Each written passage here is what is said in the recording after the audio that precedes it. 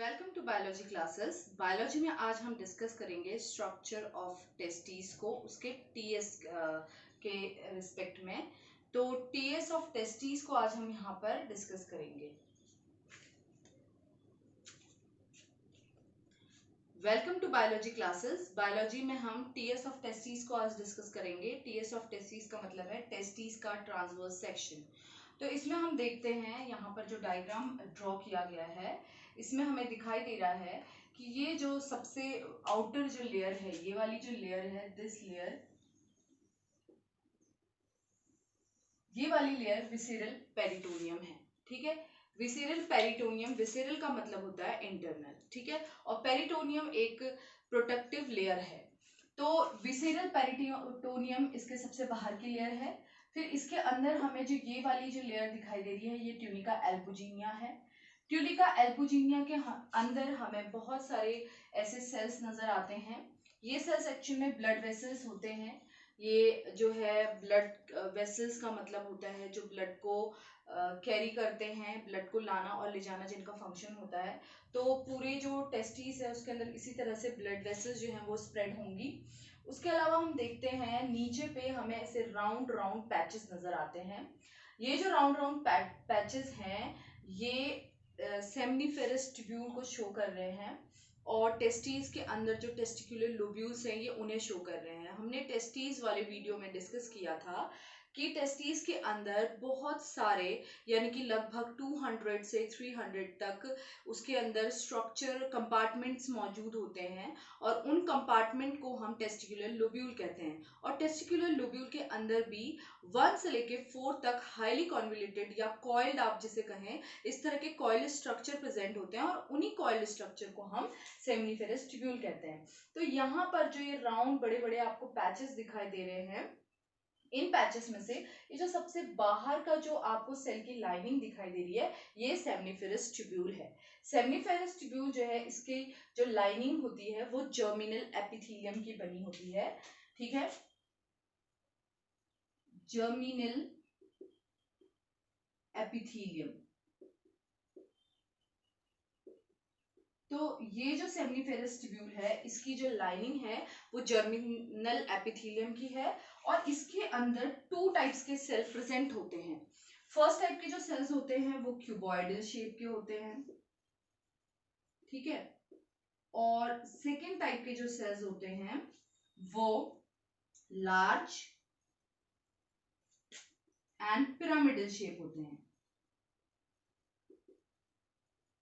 इस डायग्राम के थ्रू हम क्लियरली देख सकते हैं कि ये जो सेल्स हैं ये क्यूबॉइडल हैं, जबकि इनके बीच बीच में लार्ज सेल्स प्रेजेंट हैं। ये वाले सेल्स आपको दिखाई दे रहे होंगे, ये वाले सेल्स जो हैं ये लार्ज और पिरामिड शेप के हैं, पिरामिडल हैं। ठीक है, तो ये जो लार्ज पिरामिडल सेल्स हैं इनको हम कहते हैं सर्टोलाई सेल।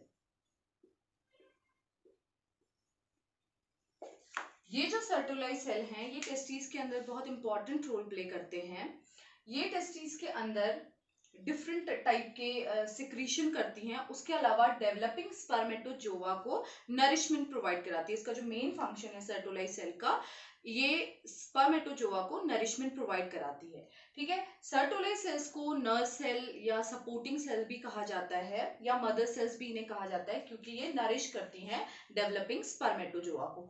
उसके अलावा हम इसमें देखते हैं सर्टोलाई सेल्स जो होती हैं वो कुछ स्पेसिफिक जो है प्रोटीन्स का सिक्रीशन करती है। जैसे इसका सबसे इंपॉर्टेंट जो सिक्रीशन है वो है एबीपी।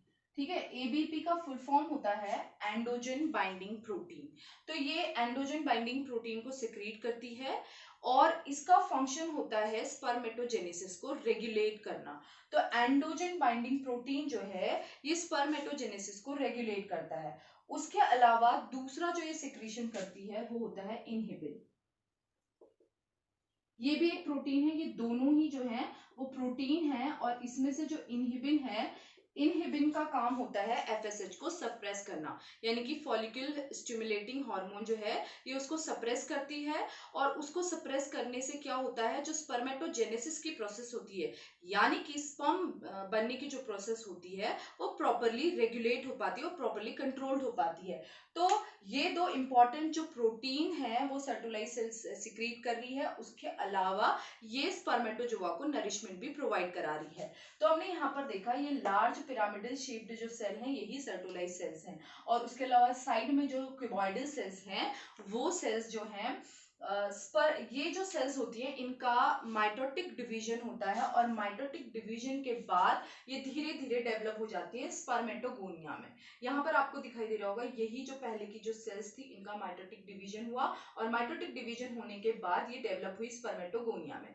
फिर धीरे धीरे ये स्पर्मेटोगोनिया चेंज होती है स्पर्मेटोसाइट में, ठीक है। और स्पर्मेटोसाइट जो है इसका मियोटिक डिवीजन होता है, और उसके बाद ये बनाती है स्पर्मेटिड, और स्पर्मेटिड जो है एट लास्ट चेंज हो जाते हैं स्पर्मेटोजोआ में। तो यहाँ पर ये सेल्स भी आपको दिखाई दे रही है, जो फर्स्ट लेयर है ये क्यूबाइडल सेल्स की है, उसके बाद जो नेक्स्ट जो लेयर दिखाई दे रही है ये वाली लेयर ये सेल्स स्पर्मेटोगोनिया है, उसके आगे जो नई सेल्स फॉर्म हुई है ये वाली वो स्पर्मेटोसाइट है, देन स्पर्मेटोसाइट के बाद आपको दिखाई दे रहा होगा ये स्पर्मेटिड है, और स्पर्मेटिड जो है वो मेटामॉर्फ होता है उनका मेटामॉर्फोसिस, और मेटामॉर्फोसिस के बाद वो चेंज हो जाती है स्पर्मेटोजोआ में। जो अंदर आपको सेल्स दिखाई दे रहे हैं इस ल्यूमेन में, ये जो खाली स्पेस है इसको हम ल्यूमेन कहेंगे, और ल्यूमेन में जो आपको दिखाई दे रहे हैं ये स्पर्मेटोजोआ है। उसके अलावा हम देखते हैं इसके आउटर स्पेस में जो सेल्स मौजूद होती हैं वो कनेक्टिव टिश्यूज होती हैं। ये जो सेल जो मैंने ऐसे डैश डैश डॉटेड लाइन से बनाई है ये कनेक्टिव टिश्यू है, और कनेक्टिव टिश्यू का काम होता है किसी भी दूसरे टिश्यूज को जोड़ने का, या सेल्स को जोड़ने का, या ऑर्गन्स को जोड़ने का। तो यहाँ पर ये जितने पैचेस हैं इनको जोड़ने का काम कर रही है, और जो भी सेल्स हैं उनके बीच में एक कनेक्शन बना के रख रही है, तो ये कनेक्टिव टिश्यू है। उसके अलावा हमें यहाँ पर ऐसे सेल्स के ग्रुप दिखाई दे रहे हैं, ये यहाँ पर एक पैच है, यहाँ पर है, यहाँ पर है, तो ये क्या है, ये इंटरस्टिशियल सेल्स हैं, और इंटरस्टिशियल सेल्स भी बहुत इंपॉर्टेंट रोल प्ले करती हैं टेस्टिस के अंदर। तो इंटरस्टिशियल सेल्स क्या करती हैं, ये जो है हार्मोन का सिक्रीशन करती है जिसे हम एंड्रोजन कहते हैं, और एंड्रोजन जो है एक मेल सेक्स हार्मोन है, और एंड्रोजन जो है इसमें जो मेन इंपॉर्टेंट सेक्स हार्मोन है वो है टेस्टोस्टेरोन।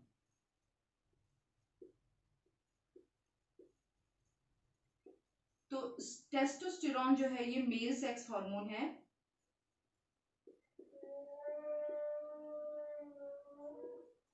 और ये बहुत इंपॉर्टेंट रोल प्ले करता है। टेस्टोस्टेरोन जो है वो मेल में प्राइमरी और सेकेंडरी सेक्सुअल कैरेक्टर्स को डेवलप करने में हेल्प करता है। तो इसमें कौन कौन से ऐसे यानी इसका क्या फंक्शन है, ये कैसे डेवलपमेंट करता है, ये स्पर्मेटोजेनेसिस में हेल्प करता है, सेकेंडरी सेक्सुअल कैरेक्टर्स जो होते हैं मेल के उनको डेवलप करने में भी हेल्प करता है। उसको हमने डिस्कस किया था कि मेल में जो है सेकेंडरी सेक्सुअल कैरेक्टर्स कौन से होते हैं। तो ये जो है मेन फंक्शन है किसका, टेस्टोस्टेरोन का। तो यहाँ पर जो हमने स्ट्रक्चर डिस्कस किया है ये है ट्रांसवर्स सेक्शन ऑफ टेस्टिस। तो होप आपको वीडियो समझ में आएगी। Thank you and like it.